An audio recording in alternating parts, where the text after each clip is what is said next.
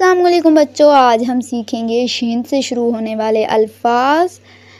शीन से शरबत, शीन से शरबत, शीन से शेर, शीन से शेर, शीन से शीशा, शीन से शीशा, शीन से शिमला मिर्च, शीन से शिमला मिर्च, शीन से शक्कर, शीन से शक्कर, शीन से शलजम, शीन से शलजम, शीन से शम्मा, शीन से शम्मा, शीन से शमशीर, शीन से शमशीर, शीन से शहद, शीन से शहद, शीन से शहजादी, शीन से शहजादी, शीन से शोला, शीन से शोला।